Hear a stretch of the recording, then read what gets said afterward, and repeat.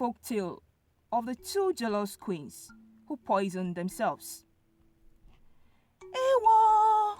Help the queen! Few people all quickly noticed the queen shouted from the crowd. Queen Oluchi, the king's first wife, grabbed her stomach tightly. Her face twisted in pain.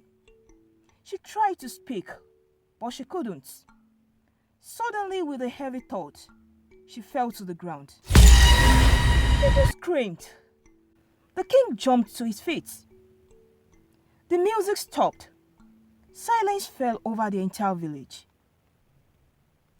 Before the crowd could recover, a second cry followed. Ah, my stomach, my stomach.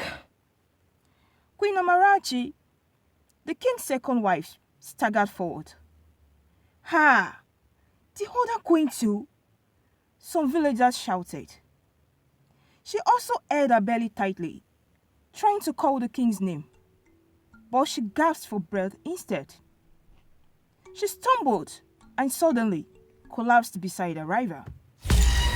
This time, the festival turned into chaos. How can the two queens die at the same time? People asked in confusion.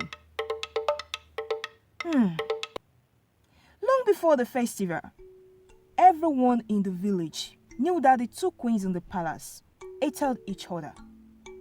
They did not see eye to eye. The tension between them was so strong that even the wind seemed to avoid passing between them. It all started years ago when King Obiheze married them both. They were young, beautiful, but proud, and neither of them wanted to share the king's heart. Queen Oluchi and Queen Amarachi had been at war in the palace. The king tried to treat them equally, but both wanted to be his favorites. They competed in everything.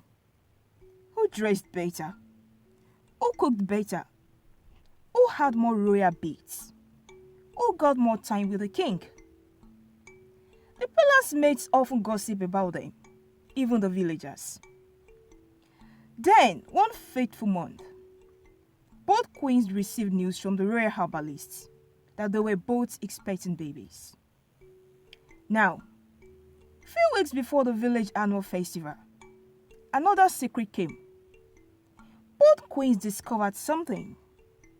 Amarachi had overheard the palace herbalist telling Queen Oluchi that she was carrying a baby boy.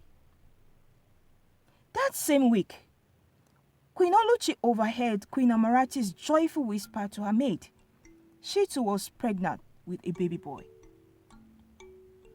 This news turned their rivalry into fire. Jealousy burned in their hearts. In Umuhaka village, the first queen to give the king a son would gain a great honor. Neither of them wanted the other to have that glory. Each feared that the other son would be the king's favorite, the one to inherit the throne. Their hatred became dangerous. That night, in their separate chambers, they both made the same evil plan to remove the rival before the child could be born. Days before the village annual festival, Queen Oluchi secretly went to a herbal woman in the next village. She bought a slow poison, planning to mix it into Queen Amarachi's drink during the festival. But unknown to her, Queen Amarachi had also gone to a different herbalist in the forest to get her own poison to give Queen Oluchi. In the morning of the festival, the palace cooks made different delicacies. Palm wine and other drinks were also available. Each queen waited for the right time to strike. Few moments before the festival began, Queen Amarachi secretly added a substance to the only drink she knew Queen Oluchi would be served. Secretly, Queen Oluchi had also slipped something deadly into Queen Amarachi's favorite drink. During the celebration, Queen Oluchi and Queen Amarachi both took their favorite drink, unknowingly to them that they had both added substances secretly. Everyone was enjoying the festival until the two queens collapsed and passed away.